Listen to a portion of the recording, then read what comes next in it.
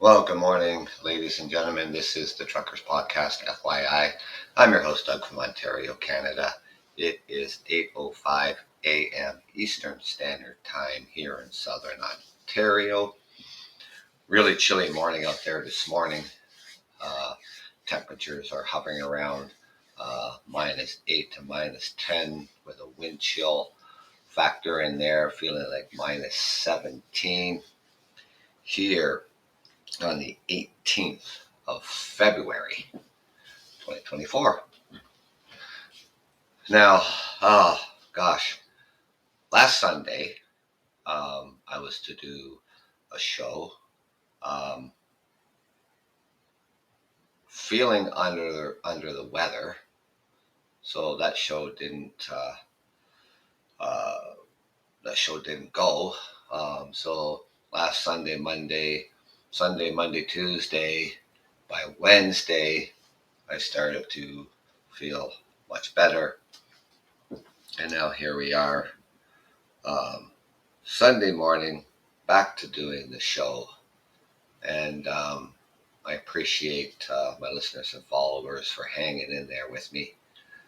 And that, so this being um, the Family Day long weekend here in Southern Ontario, which means people will have tomorrow off, except for federal workers because it's not a federal holiday, it's not a statutory holiday. And if you are given the day off, fantastic. I will be off tomorrow, which gives me the opportunity to do another show for Monday morning, which I will do. Make up for last Sunday. Wasn't able to do a show.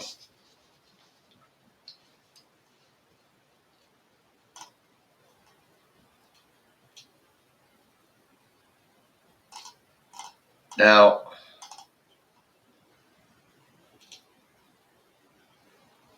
renting or buying property is a struggle for a lot of Canadians and Americans.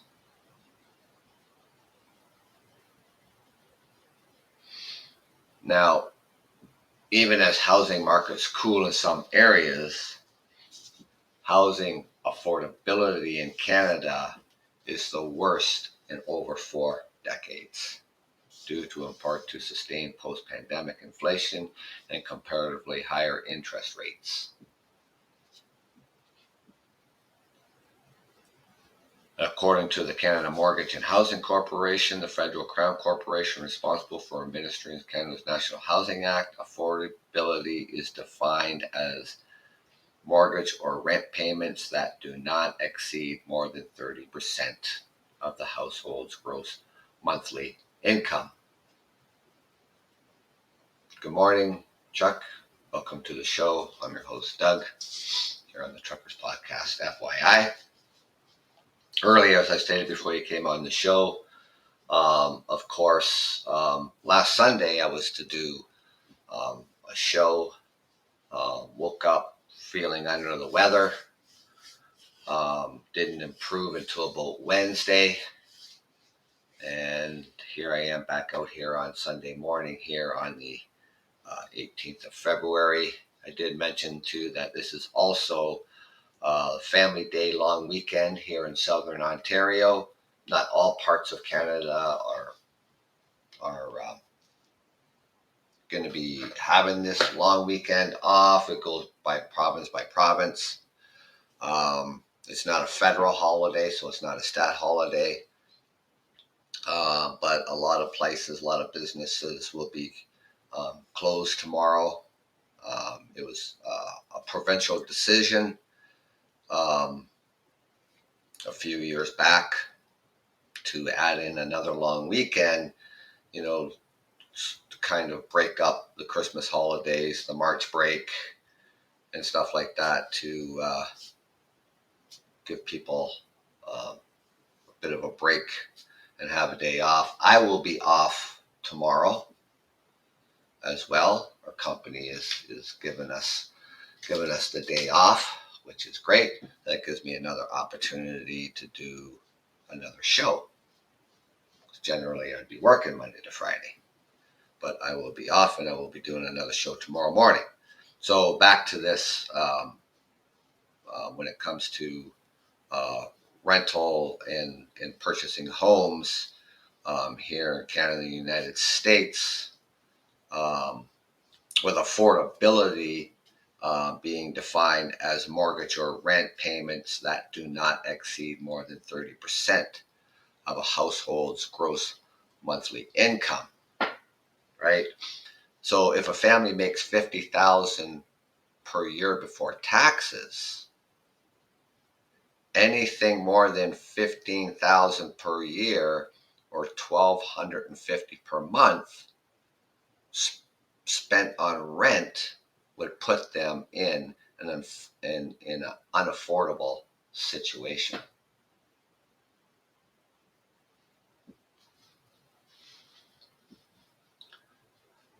And of course, they know that the unaffordable housing situation has shown to have serious negative outcomes related to communities, health, crime rates, homelessness, the well-being of children, and the economical growth.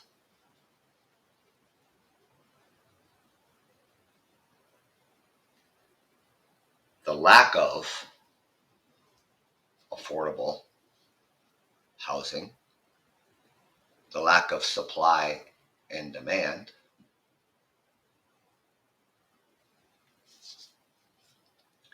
the increase of the interest rates. I think right now, the Bank of Canada, I think the interest rates are now at generally about 5%, 5.2%, up from before the pandemic was the interest rates were at 2.5%, 2.4%. Housing that was built after 2018, so new builds for rentals, those builders, whatever owners of those properties, they can charge whatever rent they want.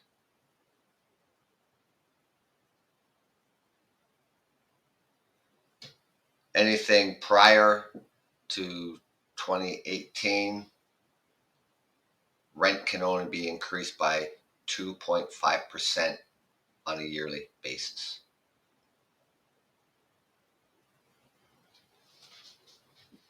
I see a lot of new builds going up around the city that I reside in. And some of them are condos, so people, are going to be purchasing them if they can afford to purchase them. And some are rentals. And I was the other day, just for shits and giggles, like, looking for a one-bedroom apartment.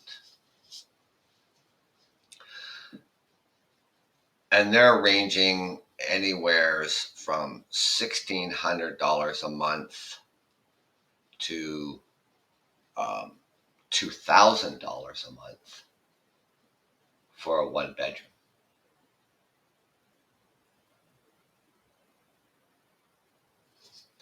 The other problem that we're facing, you've probably heard of it, is called reno evictions, where the landlord wants to renovate and he wants you to move out until the renovations are done. And what is happening is that the tenant is not moving back in because the landlord is not telling the tenant that it's done, and he's re-renting the unit for double the rent. And that's happening all over. See, the tenant who's occupying that unit has the first right of refusal If the tenant wants to move back in when the renovations are done, he or she can do so at the rent that they were paying. So if the rent was $800, it would still remain $800. That's not what's happening.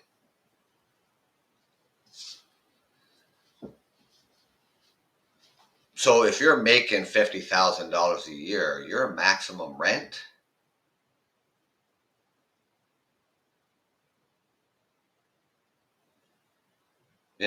so 30%. So if it's more than $1,250 a month, then you are in an unaffordable situation.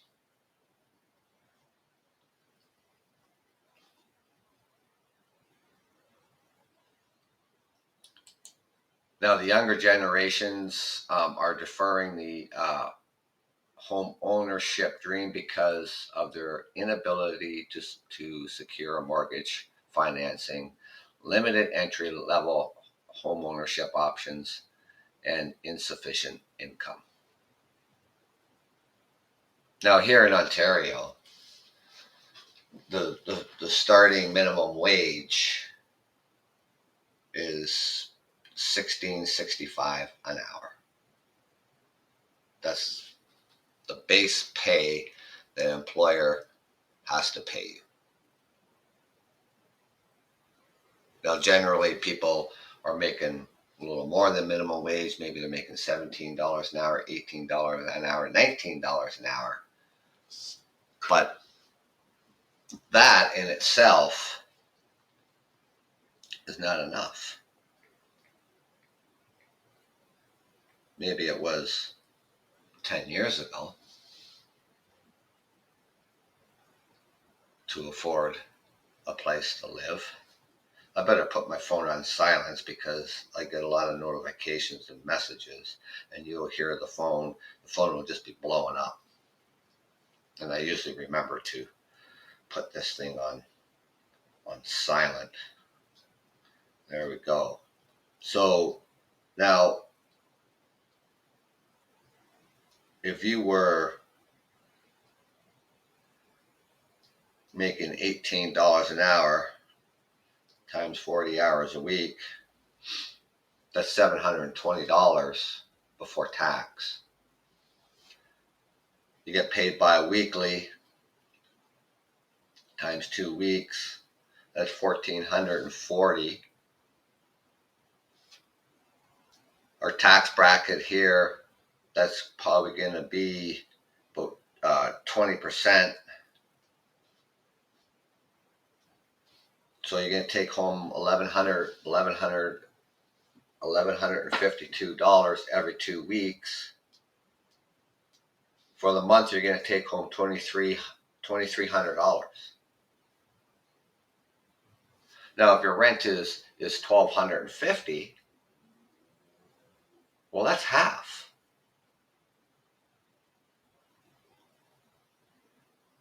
In order to sustain a rental unit, based on, because I mean, they do it. They calculate it on your gross income before taxes.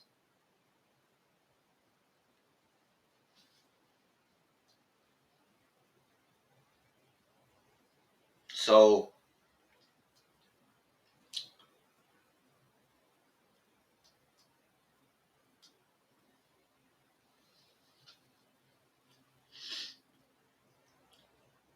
if you're bringing in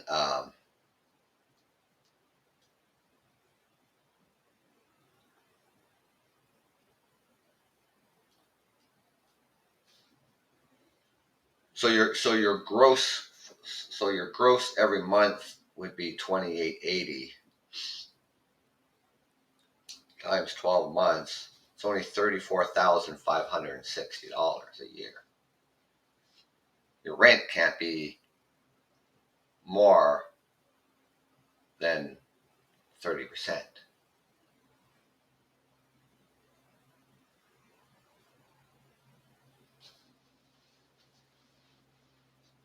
So basically, they're doing this off of 50,000 per year before taxes, right?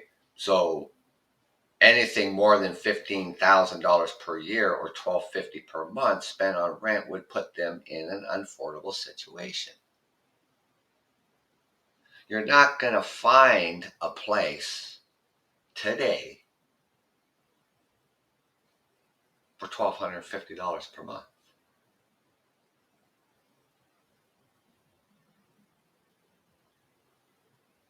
When I went on the rental market, it was starting some places, starting at $1,400 a month. So if you're making $50,000 a year and you're renting $1,400 a month, you're in an unaffordable situation, according to this data. And of course, the younger generations like that, they are deferring the home ownership because the inability to secure a mortgage.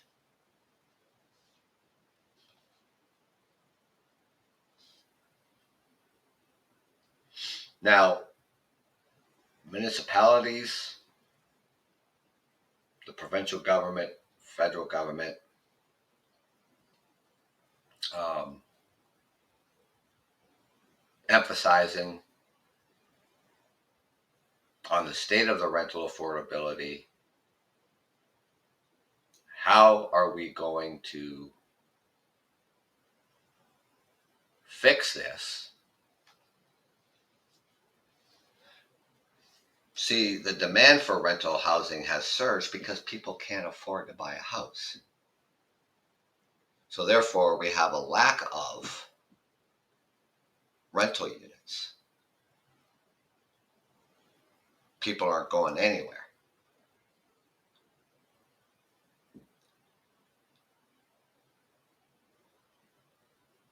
And the demand for buying a property, it's a seller's market, not a buyer's market. I was reading an article the other day, and um, this person, had a really good paying job, bought a home, paid over 200,000 asking. 8 months later, person loses their job, and now they're in foreclosure. They don't have a home.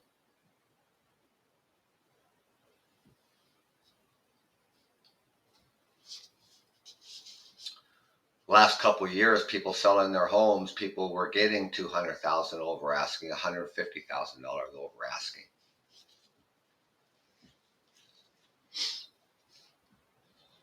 Prices for homes have come down. I mean, the average price for a home, generally, right now in the city that I reside in, it's still one of the cheapest cities to live in, but it's starting to be more like the city of Toronto and Montreal and Vancouver. These three large cities in the province of Ontario are the most expensive places to live. So houses in the city that I reside in, generally, they're 750,000 and up.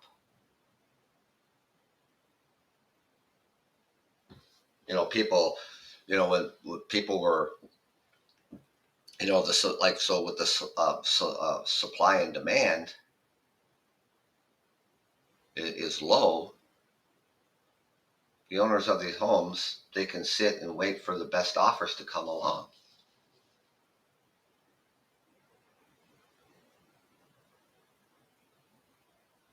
The other problem is when people start renewing their mortgages and they've paid 150,000 over asking or 200 over asking, their mortgage rate, their mortgage payments are going to double. So if you're already spending, let's say just for an example, the home was 600,000 and you paid $800,000 for that home, your mortgage was already close to maybe $3,000 a month, and now it's going to practically double.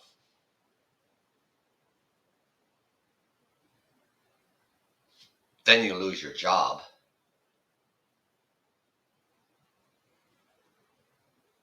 If you were the only single source of income coming into the household, you're in a lot of trouble.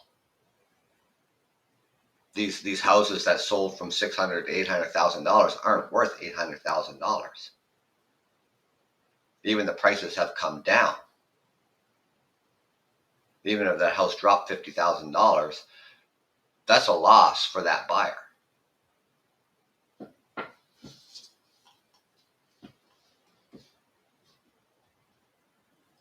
And the unaffordability is a growing concern. Right? Three things: the percentage of individuals or families that are in unaffordable rental situations, how household spending patterns have changed to make ends meet, and whether knowledge of rental economics impacts the likelihood of being in an affordable rental situation. So, in this forthcoming study, over 1,000 renters in North America in 2023 were examined household income, monthly expenditures, so your rent, your food, your transportation, clothing, travel, and the knowledge of the affordability and basic economics. Right? So the affordability understanding by asking participants if they understood the 30% expenditure rule through a series of questions, and renters were self-identified and recruited via this prolific international survey panel by comparing the annual income and rental expenditures of households. In our sample, results show that 63% of renters were in an unaffordable situation. This means nearly 2/3 of Canadians and Americans are significantly rent burdened.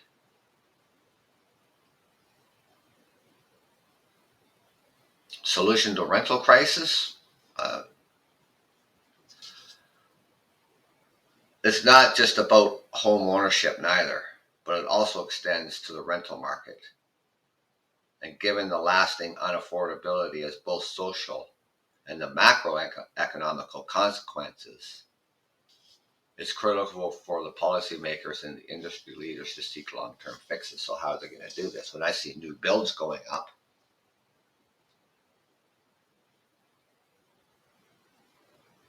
they're not affordable rental units. There are brand new builds that are going up not very far from where I live in the city. There's going to be high rises. There's going to be single dwellings. There's going to be townhomes. They said it's going to add another nine streets to the city. And that property was bought up by prominent corporate builders.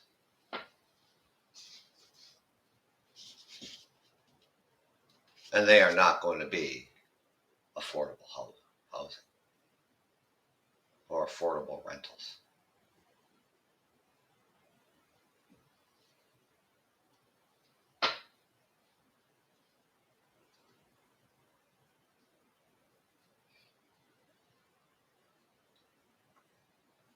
So the crown corporations and the government investments, such as Canada's infrastructure bank of $150 million investment in sustainable affordable housing, need to be more common. Okay, well, what's affordable? We all don't make the same wage, obviously. So is it affordable for just the middle class and the upper class? Well, the upper class is going to buy a home. Middle class, well, okay. Are they going to still be able to maybe buy a home? I mean, the interest rates aren't coming down anytime soon.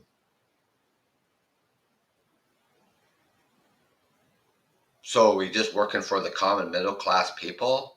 So what's middle class? Is it making 50,000 a year or more? How do we you know how do we define middle class?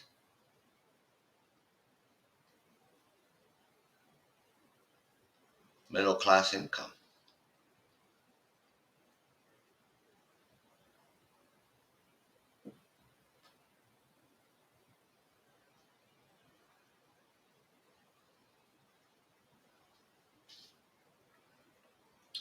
Now, and who are they, right? So the middle class refers to a class of people in the middle of this of social hierarchy, often defined as occupation, income, education, and social status. Who are they? A middle class income in Canada can be defined as an after-tax personal income between 53,000 and 106,000 annually. A middle class income is anything that's between 75% to 200% of the median household income after tax. So if you're making 53,000 after tax or 106,000 after tax, that's middle class.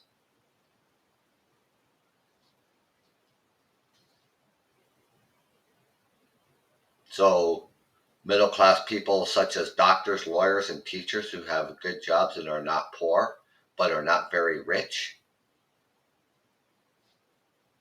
Those are the middle class people.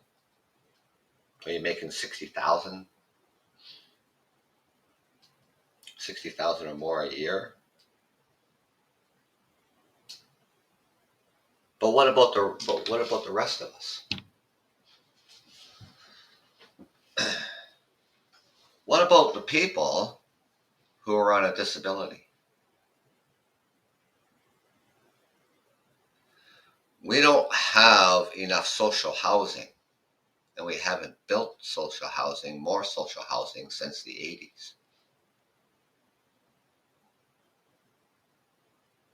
Wait list for social housing is 7+ years.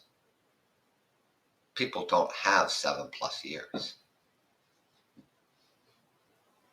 Any social housing that requires, um, you know, uh, accessibility, or for people who have a disability, that's anywhere from 10 to 12 years wait list. Guaranteed income housing, not just social housing, but guaranteed income housing, you know, is at least 7 to 8 years wait list.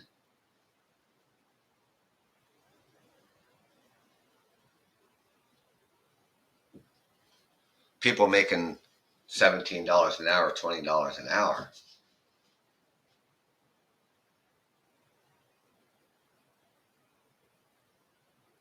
It's not sustainable.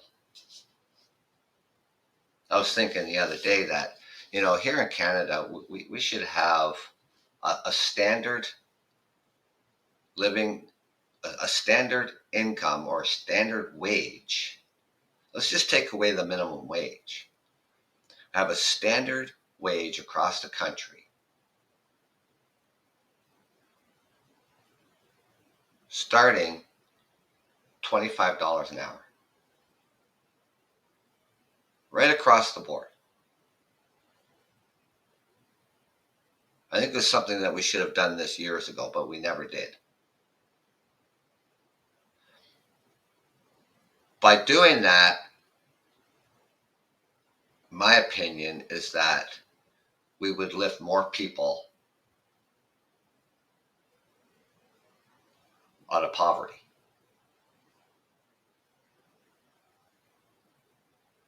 I'm not saying that, people who live in social housing, people who are on welfare, um, are lazy. I'm not saying that. There are people who are on welfare who are waiting to get on a disability, but there are people who are on welfare who are able, willing, healthy people. They have children, because you have to have children, not generally, but you have children and you're living in social housing. Daycare is expensive.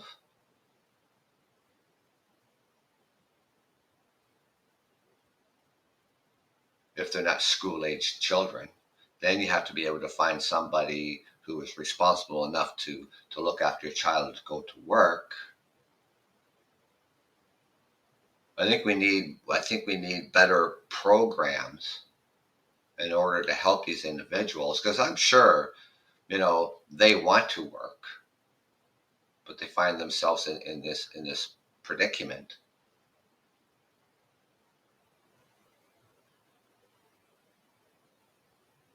And it may only, what's holding them back maybe is because they didn't get the grade 12. Maybe they need a few credits to get the grade 12. Well, we do have adult education where they're able to do this. But what I've seen over the years, that people, they have children, teenage pregnancy, or maybe earlier in their 20s they have children. They're in a bad situation, bad relationship. They got to get out. They get into housing, and then just have more children.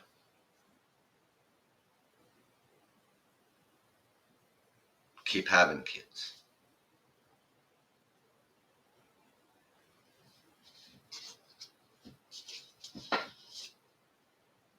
They don't get out of this vicious circle. They stay there.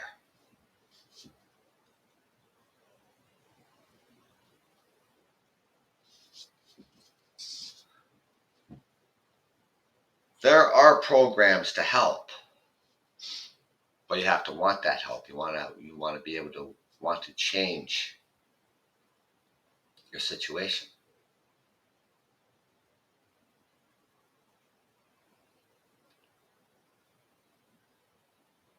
We have, not just a shortage of workers in the transportation, but overall, I mean, for trades, for builders and plumbers and electricians, and so on, you know, we're facing a huge deficit. And they want to upgrade, our high schools, bring them up to standards on the trades industry, getting these students learning these trades. I mean, there's nothing wrong with going to college and university and go on to be doctors and lawyers and whatever the case may be, but we still need people to start filling these jobs. So why not take people who want to change careers, or people who are on welfare, who are healthy, able, and willing and capable of working, have more government initiative, more government programs to help them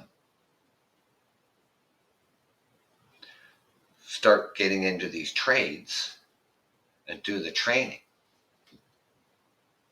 And in the long run, in the economical long run, not just the money spent on the government, it's an investment made into a sustainable work, a sustainable income. and a stable income and a level that you're able to afford to live.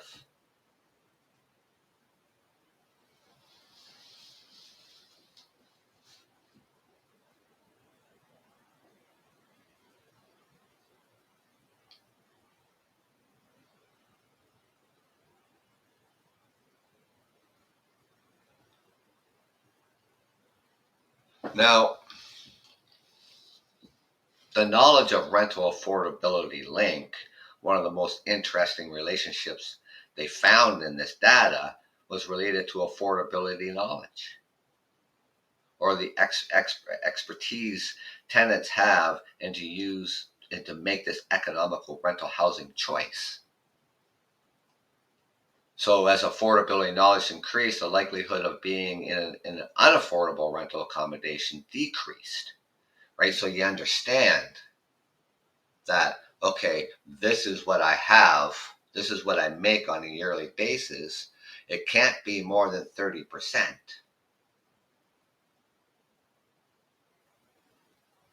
Right? So that rental accommodations decrease. So the data suggests that the more people know about rental affordability, the better they can make informed rental decisions. But this is noteworthy as the most recent emphasis has been on how governments, developers, and landlords can make housing more affordable.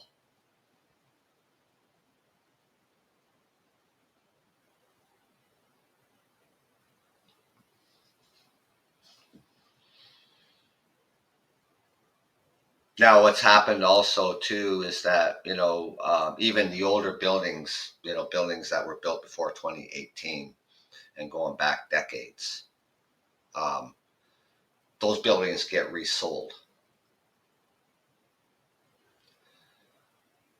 So what's happening, and this is another location not far from where I reside in the city. A corporation in Toronto buys these two buildings in the city of London, and they're trying to evict the tenants using the reno eviction.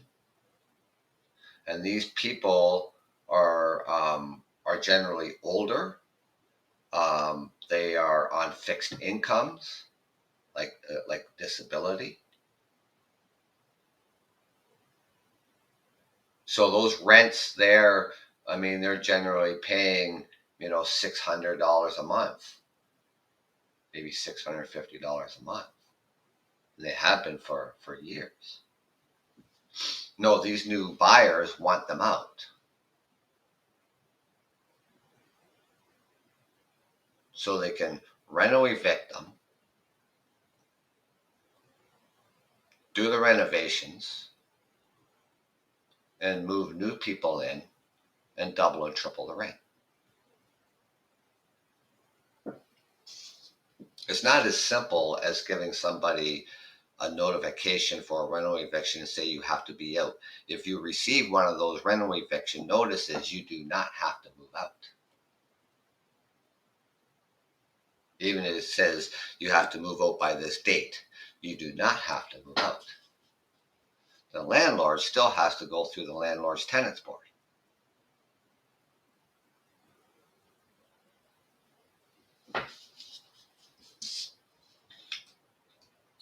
He or she may not get,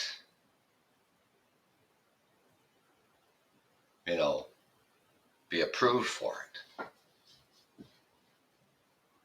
Other means landlords are using is giving you a notice that a relative is now going to be moving into that unit, which they can do. But then they still have to go through the landlord's tenants board. And what's happening is a relative is not moving into that unit. If you were paying $750 a month for a one bedroom, do you think they're going to have their relative move in there and pay $750 a month? No. The whole reason why they're saying they want a relative to move in there is to get you out so they get somebody else in there, not a relative, so they can double the rent. That's the same thing as going with the rental evictions. That's the tactics that these landlords are using.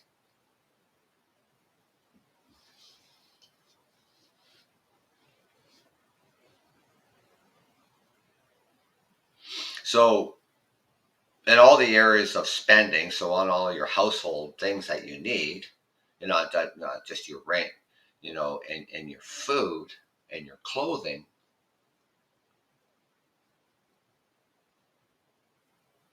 maybe you don't have health benefits at work and you have to pay for your prescriptions too, which by the way isn't very cheap.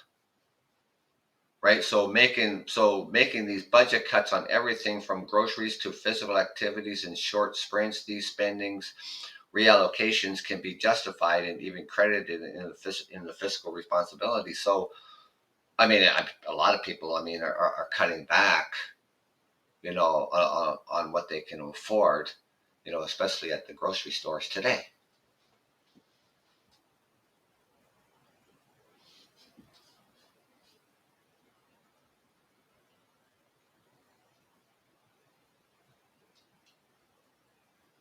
So what's going to be so where do we go? Where do we go to next? Right? A straightforward path to rental affordability in Canada and the United States relates to increasing supply, such as increasing new rental stock.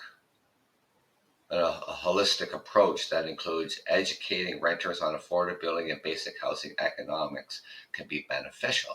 Okay, so we're going to build new rental stock.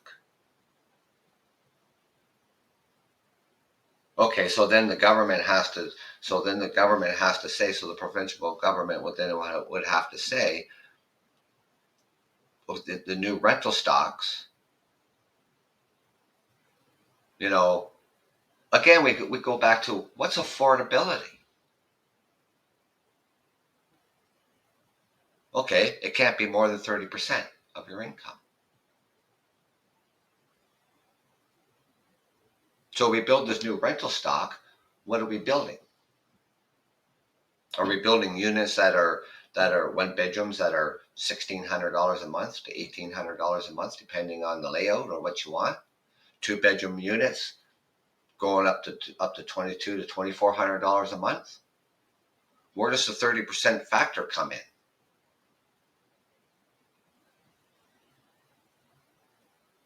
And for who?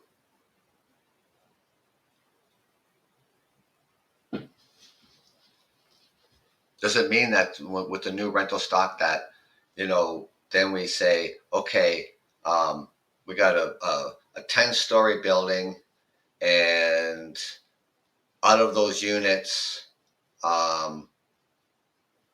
of those units have to be below market rent. Okay, so it's $1,600 for a one bedroom, for an example. Okay, so now 8 of those units have to be below market rent. So whether it be $1,000 a month, $800 a month, we're still going to be looking at 30% of your gross income of what you can afford to pay. They can build all the buildings they want, but at whose expense? The renter's expense? Is it going to be 30%? Is it only going to be 30%? Of whose income? Somebody making $60,000 a year, $80,000 a year. People making under $30,000 a year, or under $25,000 a year.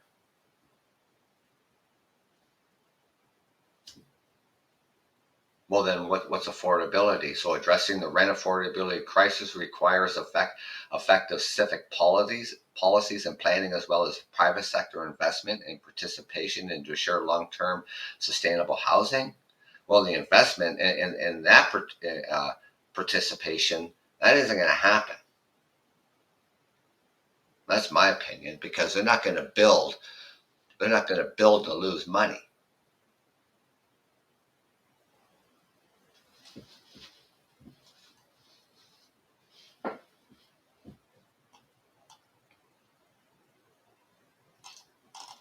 Now, here, bring this up here for a second.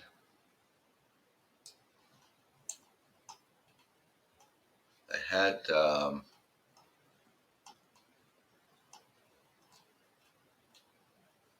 that can't be.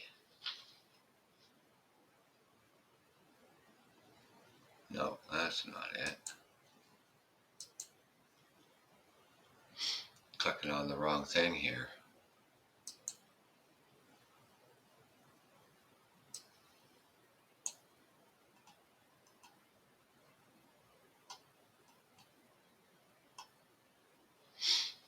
No, I had it. I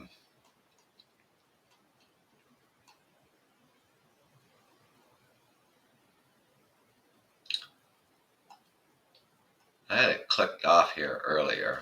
I don't know why it's not. I guess when you close something, I don't know, maybe we close something off and then it goes away. But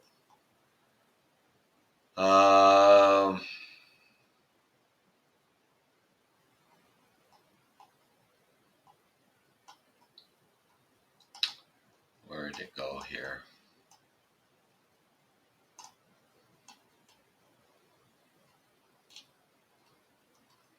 Okay, so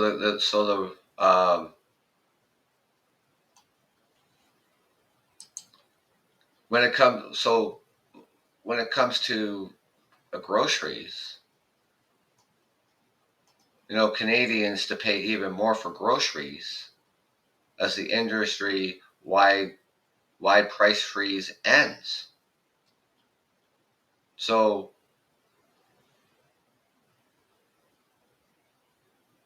the Canadian grocery industry engages in something known as the blackout period. During this time, prices for Pacific National and private brand products are frozen.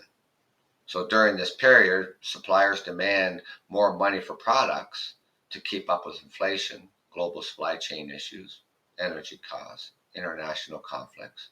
When the price freeze ends, the backlog of price increase requests by suppliers catches up. So they just start increasing to what they think the groceries should cost today.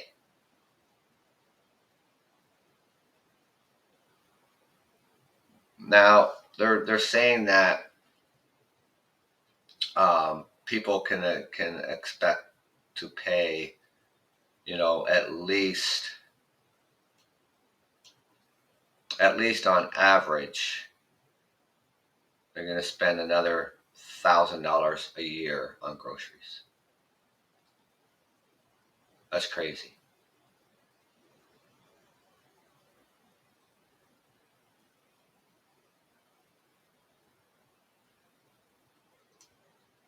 Now, how does this blackout period impact consumers? Consumers end up being hit by higher food prices before and after this period. The one thing that you want to target when you look at food inflation is price fluctuation. And that will impact fresh products that are arguably healthier for consumers. If they see there are higher prices, they walk away from that category and will actually venture off to buy less healthy products, all that ultra processed foods, right? So if you go to the meat counter and see cuts of beef that are too expensive, chances are you're not going to go back to that meat counter for several months, because you're going to believe that these cuts are too expensive for you. That's why price volatility is so damaging, and the blackout period itself actually fosters the market conditions, right? It's hurting consumers, and they're being pushed to the center of the store where products are not as fresh, they're not high quality, and the consumers are probably forced to make nutritional compromises. And that goes without saying.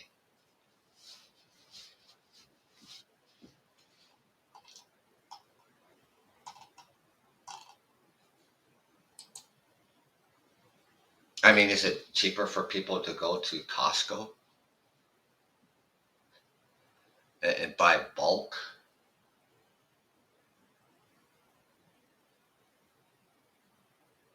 How long does that last you? Today, I mean, packaging, I mean, it's getting smaller, charging more money.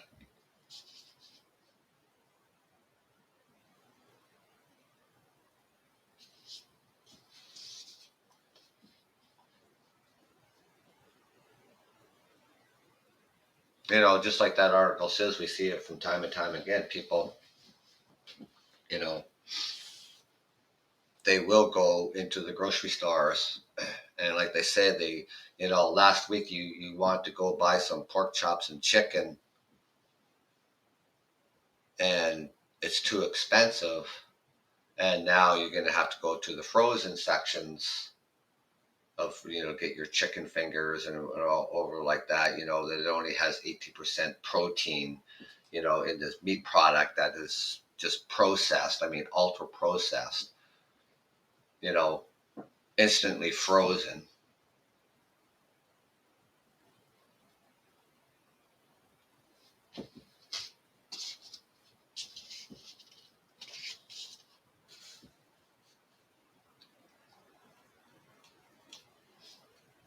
It's not, it's not getting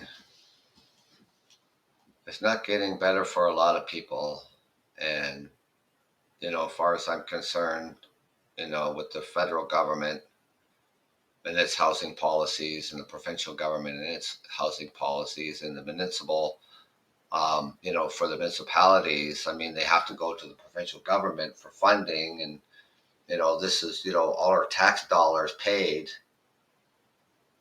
you know. Um, Again, what when they talk about affordability, who are they talking about?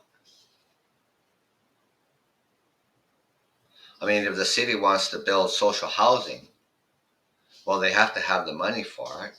It's got to come from somewhere, not just like from our taxpayers, but it has to come from the provincial government, which from their taxes, and also from the federal government, because we pay federal, provincial, municipal taxes. So they need this money. So the cities need this money to build social housing.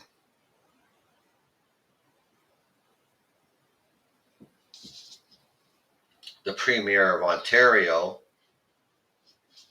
Doug Ford, wants to build 1.5 million homes over a 10-year period of time.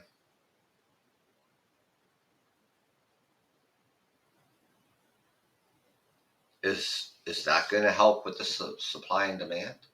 Is that going to help with affordability? Is that going to help um,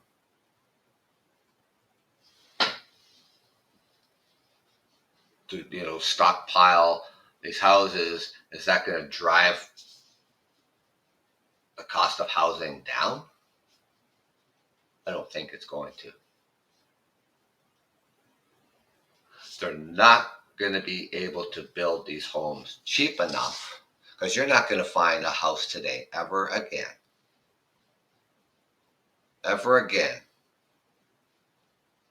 under 500,000.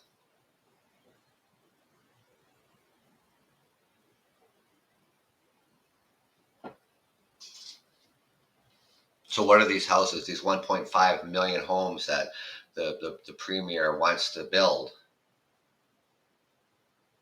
What are going to be the cost of these homes? Where are they going to build them?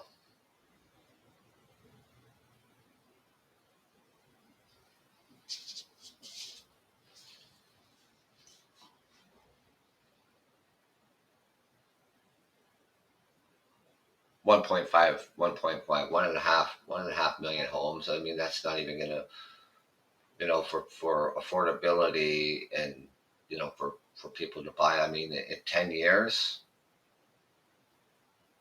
so that's just like saying the population isn't going to increase in 10 years. Yeah, we're not here in Canada. I mean, the population here in Canada, is 40 million people.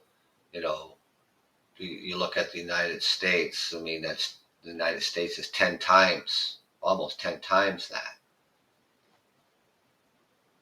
And just in the last 2 years, we went up 2 million people, from 38 million to 40 million in 2 years.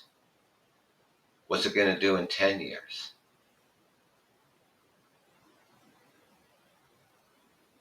Are we going to be able to build enough to sustain the population growth?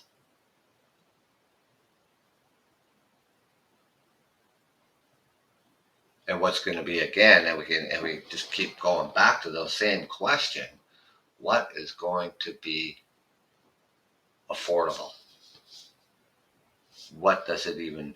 What is it? What today? What does affordability even mean? Because a lot of things are not affordable, and not affordable for a lot of people.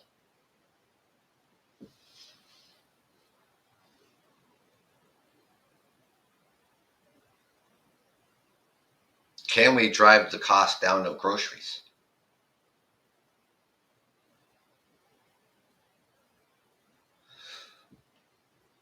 What's causing it? What's causing the rise? That's something that we should be talking about on another show. So I have to do research, got to find out why. Why has everything gone up so much? Today is Sunday. Obviously, I don't work. Tomorrow, and like I said earlier, before other people come on the show, and I appreciate you coming on the show, here in Ontario, it's a provincial holiday. It's Family Day. Um,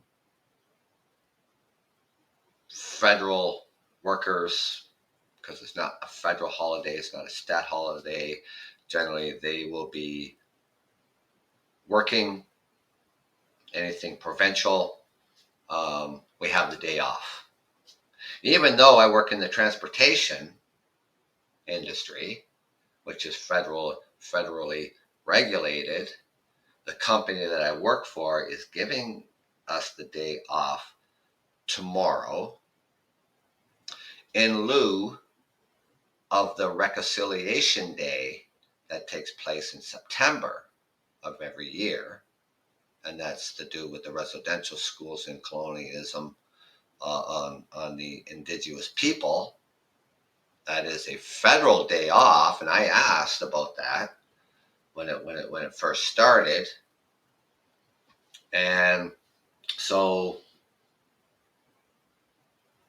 the employer said, "Okay, well, how about we give you Family Day off, a paid day off, in lieu of that reconciliation day?" And we said, "Fine." So tomorrow I have off, and tomorrow I will do a morning show, and I'll spend some time today to figure out why, and do some research to figure out why we have such a high cost of food and what's driving it. So if you can join me tomorrow morning at 8 a.m. Eastern Standard Time, that's great. If you can, I understand. Hope to see you here, and hopefully I can come up with some answers. And until then, enjoy the rest of your weekend. And everybody here in Ontario and other provinces who are doing this Family Day long weekend off, enjoy your day off tomorrow. And yeah, so come out and join me tomorrow if you can. That'd be great. Until then, like I said, have a good weekend. Take care. Have a good week. Be safe out there. And thank you for joining me here on the Truckers Podcast, FYI. I'm your host, Doug, from Ontario, Canada. Take care.